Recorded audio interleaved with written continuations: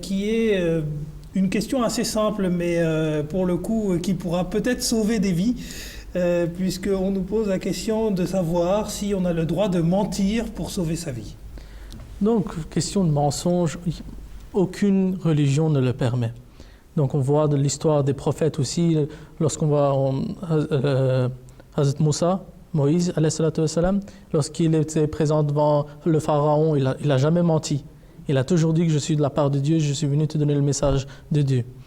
Lorsqu'on voit la vie du saint prophète, il était entouré des mécréants et qu'ils étaient prêts à le tuer. Il lui disait que si tu dis que tu n'es pas le prophète de Dieu, on va te sauver, on va te laisser libre.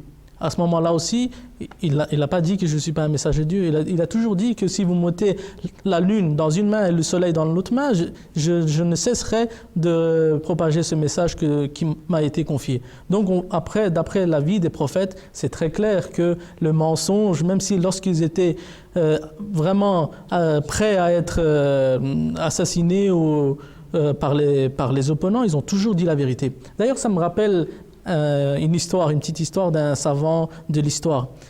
Il était petit, il voyageait. Avant son voyage, sa maman elle lui a cousu de l'argent dans une poche à l'intérieur de ses...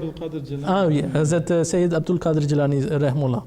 Sa maman, elle lui a cousu une poche, elle lui a mis de l'argent dans cette poche. Une poche secrète. Une poche secrète, que lorsqu'il ne le perd pas ou quoi. Lorsqu'il était en train de voyager, il était dans son voyage, il y a des voleurs qui sont arrivés. Et ils demandaient à chacun si vous avez quelque chose, donnez-nous, donnez-nous.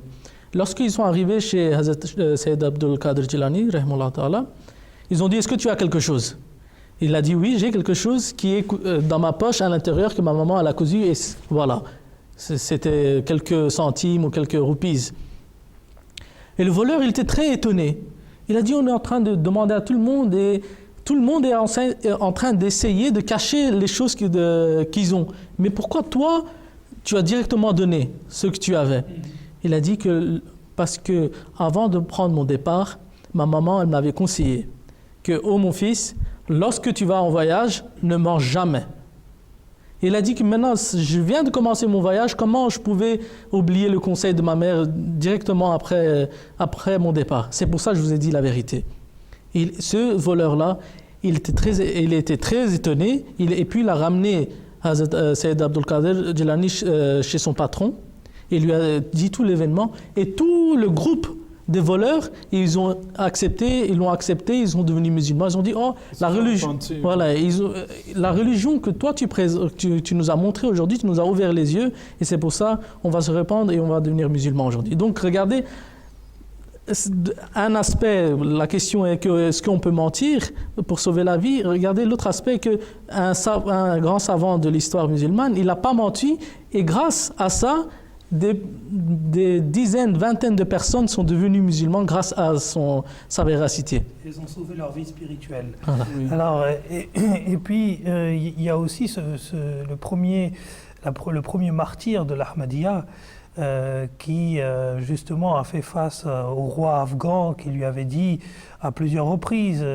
accepte le fait que Hazrat Mirza Ghulam Ahmad alayhi salam n'est pas le Messie promis. Et justement là c'était effectivement le combat de la vérité contre le mensonge. Et lui il disait à chaque fois et à chaque reprise que comment je pourrais mentir après avoir vu la vérité. Et lui, malheureusement, justement, ça a fait à la fin qu'il a été atrocement assassiné. Mais on voit bien que, en fait, l'assassinat dans de telles conditions, bon, c'est la vie spirituelle derrière qui est garantie aussi. Mais c'est vrai que le mensonge est toujours déconseillé, quelle que soit la situation. Il y a quand même un caveat, et c'est que Dieu a donné donc une permission pour ceux qui ont la foi faible. Dans le Coran, il dit que si quelqu'un est obligé, donc par la torture par exemple, à renier sa foi, alors que son cœur trouve la tranquillité dans la foi, eh bien Dieu lui pardonnera cela. Et donc c'est seulement pour se sauver la vie dans ce sens-là, et que la personne a une foi faible. D'accord. Mais ceux qui ont la foi forte, évidemment, ils ne vont pas renier leur foi, quelle que soit l'ampleur de la torture.